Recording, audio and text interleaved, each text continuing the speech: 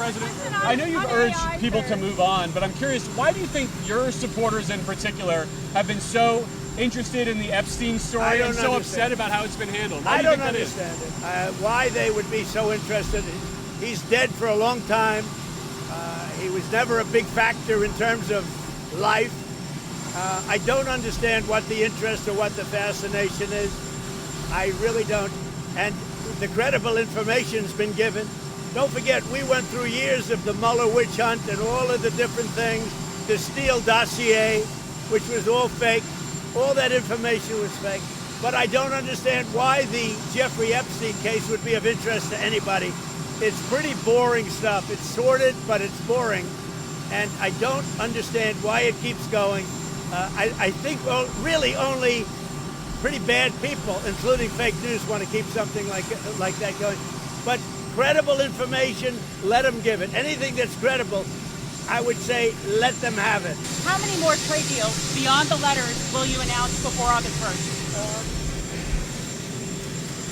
We're working on probably 5 or 6. Of the 5 or 6, I'm not sure I really want to do them. You know, you want somebody that knows how to negotiate. But we'll probably have 2 or 3. You know, we insist on opening up the country, which is a big deal. Indonesia was great. He's a great president. And we made a terrific deal where they opened up the entire country to trade with the United States. We weren't allowed to go in and trade. I think something similar will happen with I would say, India. And we have a couple of others. But I have to tell you, for the most part, I'm very happy with the letters. You know, the letters are a deal. You know, I can't explain it any better. The letters are a deal. The press doesn't want to pick that up. But I will veer from those deals on occasion when somebody is willing. Like if Japan would open up their country, they don't do that. They just don't do that. And I don't either. I don't subscribe to it one way or the other. But they won't do that. So we might just stick with the letter. South Korea is inclined to maybe do that. So we'll let you know. But we have letters out. Every time I send out a letter, essentially that's a deal. Mr. President, on you. With the date you gave of August 1st. But the date that you gave of August 1st, right. Why stick with the date if you're saying that payments start on August 1st. The only thing that's really sacred about August 1st is that's when payments start. So they have to start paying billions of dollars to you and people. Are you a citizen of the country? That's right. All right, good. You'll be very happy because you're going to be getting a lot of money. Just like they found a budget surplus. We have a budget surplus of $25 billion. Everyone said, how did that happen? It hasn't happened in many years. It happened because of good management and tariffs. Mr. President, do you plan to release more details of the Vietnam-China deals? Is there going to be a paperwork released to the public showing that? I might. I don't think it matters how much you release of the deal. We have a Vietnam deal, and I would say that deal is being pretty well set. It's pretty well set. Again, that's an opening of their country. They've opened it up. Just so you know, these were closed countries. They were wonderful people, wonderful leaders, very strong, smart leaders. But their countries were closed to us, but our country wasn't closed to them. And so I said, you got to open up your country. So we're going to see. But the Vietnam deal, we may open it. I mean, I don't know. I can't tell you. Is it necessary? No. Yeah, I don't think so. Mr. President, on Ukraine. I don't think so. Mr. President, on Ukraine, why did you settle on giving Putin another 50 days? It seems like he's had a lot of time to show he wants peace. I don't think it's a long time. I think really the question should be asked, why did Biden get us into that ridiculous war? Why did Biden bring us there? That should never, ever have happened, that war.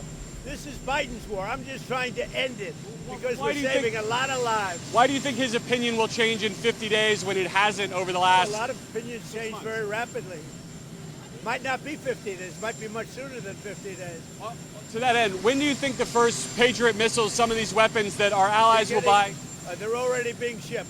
From what countries? They're coming in from Germany and then replaced by Germany, and in all cases, the United States gets paid back in full. Have you started? So what's happening, as you know, is the European Union, if you look, mostly European Union stuff, but let's put it in the form of NATO. It's very similar. But NATO is going to pay us back for everything. In some cases, we're going to be paid back by countries of the European Union directly. Are we starting to see those But payments? we're always getting our money back in full. So we're not going to have any more investment to make. We're getting our money back in full. And if we can make a deal, that'd be great. We're saving 5,000 or 6,000 soldiers a week. They're Russian and they're Ukrainian soldiers. They're not American soldiers. And we won't have boots on the ground. But it's a shame. 5,000. Last week they say 7,100 soldiers, both Russian and Ukraine, were killed. Can I ask you about Iran? Have you seen any progress in talks with Iran? We haven't really heard about that in a while. Well, they want to talk. I'm in no rush to talk. They would like to talk. I'm in no rush to talk because we obliterated their site. They'd have to start all over. In fact, it's obliterated to the point that it's not usable anymore. They'd have to pick a different mountain. That mountain is so blown up inside and so unstable that they would have to pick a different mountain. Our people really did the job. Yes, please. On the Fed, sir, would you fire Jerome Powell over the Treasury renovation? Well, they spent $2.5 million building this place. I have to say this. I think he's terrible. I think he's a total stiff. But the one thing I didn't see him as a guy that needed a palace to live in. You talk to the guy, it's like talking to a nothing. It's like talking to a chair. No personality, no high intelligence, no nothing. But the one thing I would have never guessed is that he would be spending $2.5 billion to build a little extension onto the Fed. Is that a fireable Nobody's offense? ever seen. I think it sort of is, because if you look at his testimony to the House and the Senate, you take a look at the testimony, it's under it. That whole thing is, he's not talking about the problem. It's a big problem.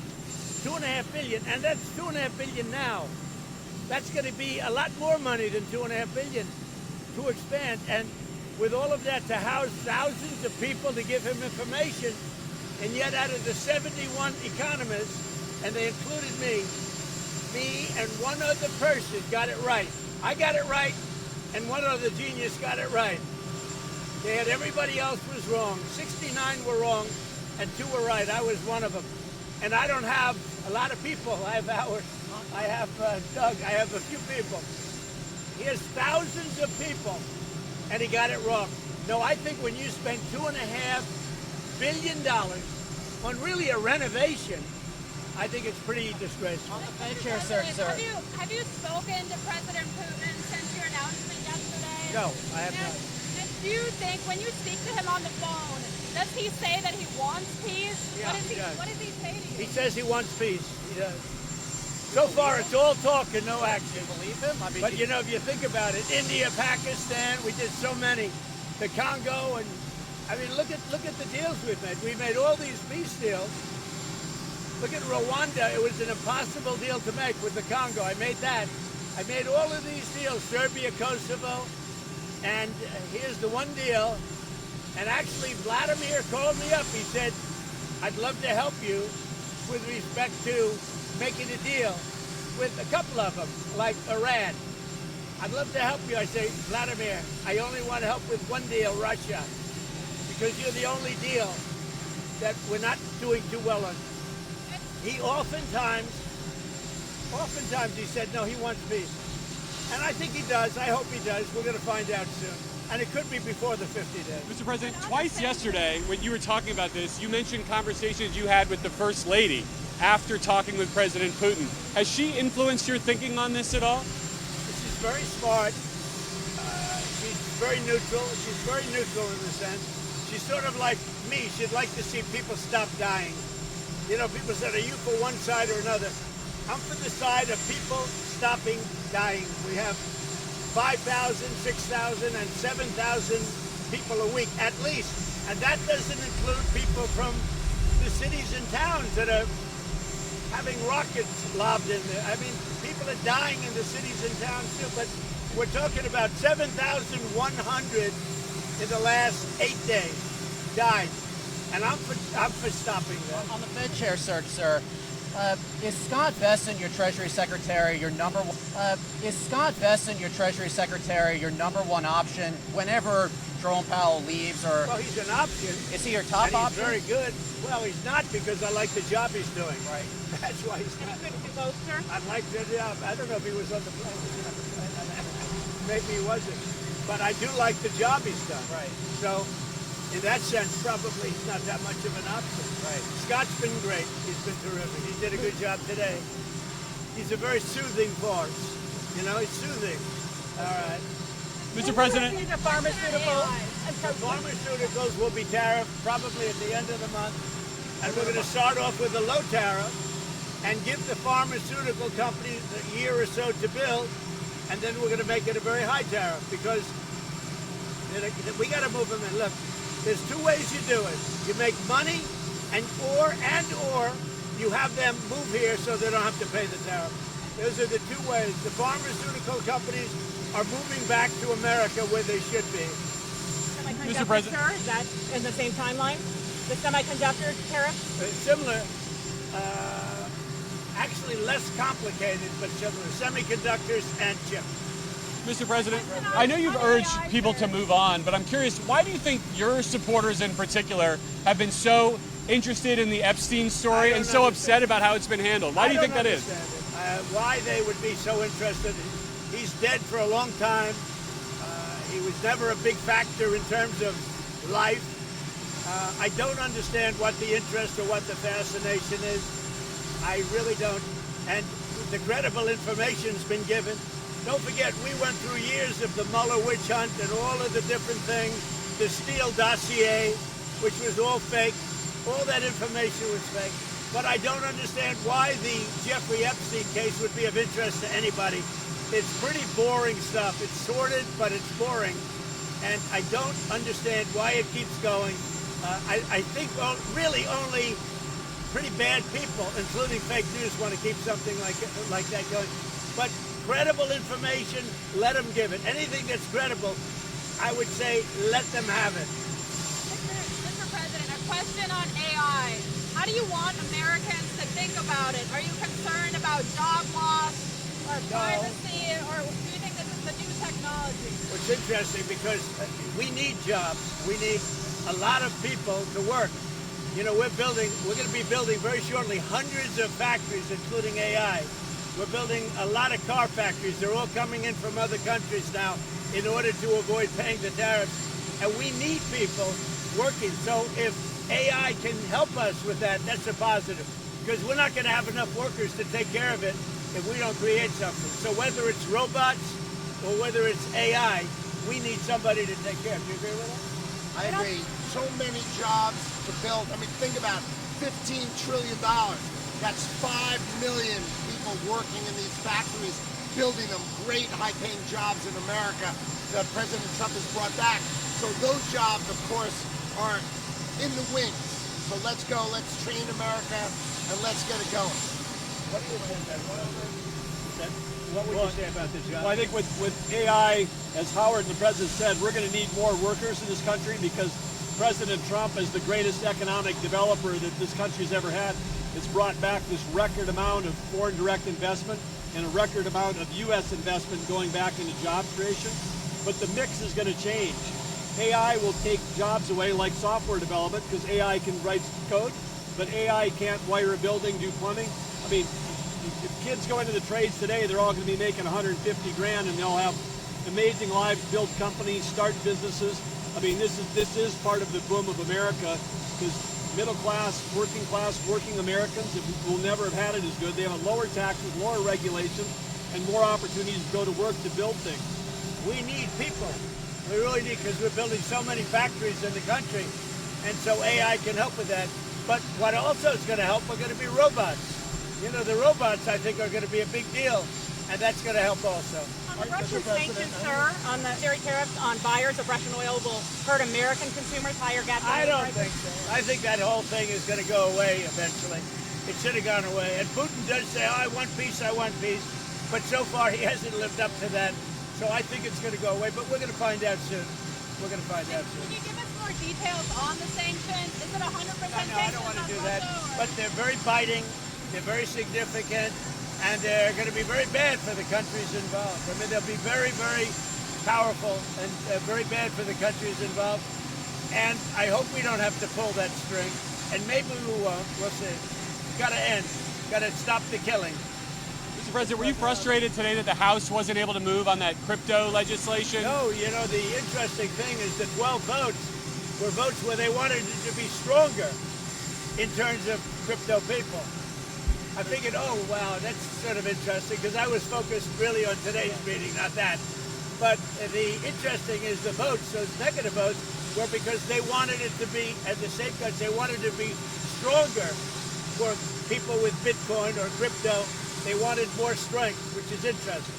What do you want to refine in the UK trade deal? We have a little to discuss, but the deal is really very well done. But I'll meet with the Prime Minister. We have a good relationship, and I think it's going to be, and it'll be very shortly, and it'll be probably in Aberdeen, Scotland. Mr. President, at the event, which state besides Texas would you like Republicans to gerrymander? Say it again. Which state besides Texas would you like Republicans to redraw the congressional Well, there's line? about 4 of them. I'll let you figure that one out, but we have about 4 of them.